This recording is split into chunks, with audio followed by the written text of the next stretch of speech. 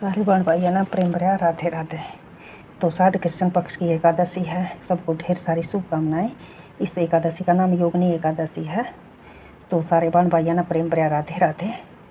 तो अब की बार ये संडे की है, रविवार की है, 22 जून की है। एकादशी और द्वादशी एक बना रखी है, तो हमेशा चढ़ते सूरज का रहना चाहिए।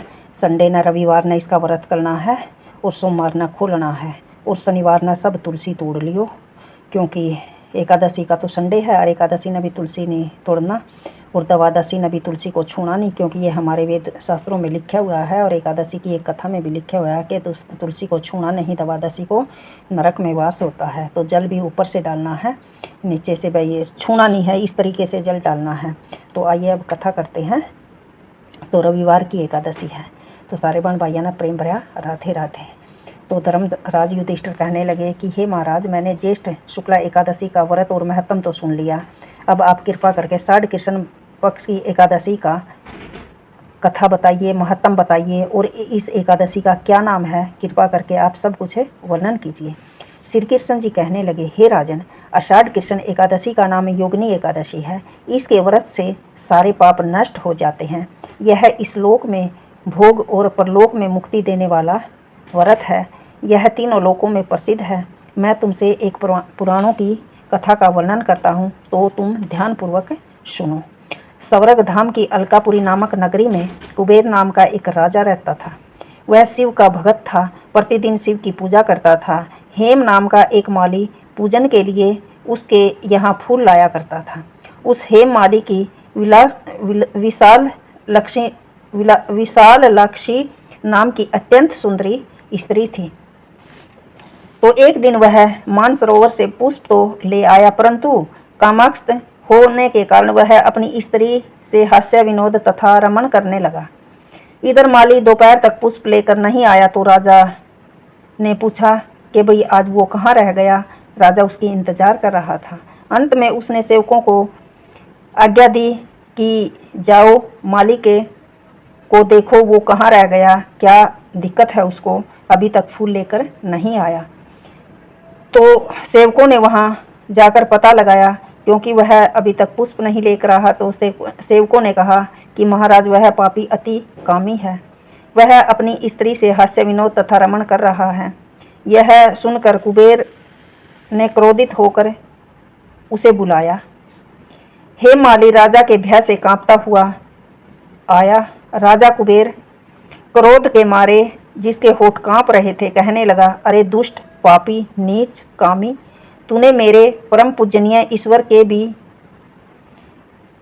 ईश्वर श्री शिवजी महाराज का अनादर किया है, जो सभी देवों के देव हैं। इसलिए मैं तुमको शाप देता हूँ कि तू स्त्री का वियोग सहेगा और मृत्युलोक में जाकर कोढ़ी होगा। कुबेर के शाप से हे माली का स्वर्ग से पतन हो गया और उसी क्षण पृथ्वी पर गिर गया। भूतल पर आते ही उसे सफेद ओढ़ निकल आया।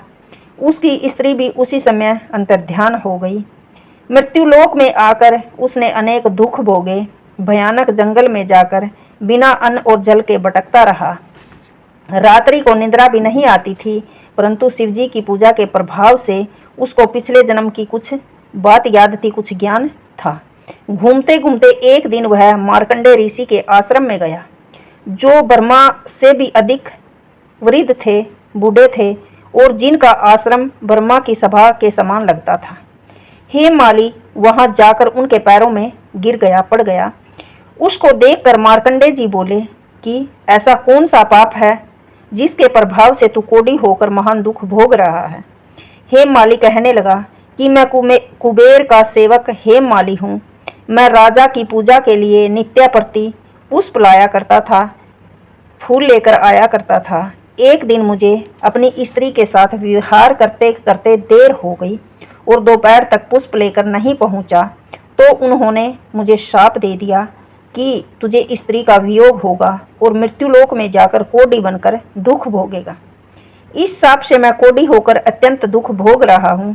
इसलिए आप ऐसा कोई उपाय बताइए जिससे मेरा यह दुख दूर हो जाए। इस पर मार्कंडे ऋषि जी बोले कि तूने मेरे सम्मुख सत्य वचन कहे हैं, इसलिए तेरे उद्धार के लिए मैं एक व्रत बताता हूँ। यदि तू आषाढ़ मास के कृष्ण पक्ष की योगिनी नाम की एकादशी का विधि पूर्वक व्रत करेगा तो तेरे सारे पाप नष्ट हो जाएंगे। यह सुनकर हेममाली ने अत्यंत प्रसन्न होकर मुनि को साष्टांग प्रणाम किया। मुनि ने उसको अत्यंत स्नेह के साथ उठाया। हेममाली ने मुनि की कहे अनुसार विधि पूर्वक योगिनी एकादशी का व्रत किया और इसके प्रभाव से अपने पुराने स्वरूप में आकर अपनी स्त्री के साथ विहार करने लगा। हे राजन, यह योगिनी एकादशी का व्रत 88,000 ब्राह्मणों को भोजन कराने के बराबर फल देता है। इसके व्रत से सारे पाप नष्ट हो जाते हैं और अत्यंत में स्वर्ग की प्राप्ति होती है। जो कोई इस कथा को पढ़ेगा सुनेगा उसका भी कल्याण होगा और स्वर्ग की प्राप्ति होगी। सारे बाण भाइया ना प्रेम भरा राधे राधे। तो भाई व्रत करियो, व्रत हमेशा चढ़ते सूरज की एकादशी का करया करो और रात को जागरण अवश्य करया करो। ओम नमो भगवते वासुदेवाय नमः इस मंत्र का जप करया करो और भगवान को फल फ्रूट का भोग लगाया करो। सुबह ब्रह्म मुहूर्त में स्नान करया करो। स्नान का भी एक अलग महत्व है। जो 4 बजे उठकर नहाया वो योगी, जो 5 बजे उठकर नहाया वो जोगी और 6 बजे के बाद तो रोगी भोगी। और कुछ भी लाओ तो हर एक चीज़ का महत्व है। तो सारे बाण भाइयों ने एकादशी की हार्दिक शुभकामनाएं। सबके घर में सुख शांति समृद्धि यश कीर्ति देवे। बोलो एकादशी मैया की जय। राधे राधे। ओम नमो भगवते वासुदेवाय नमः।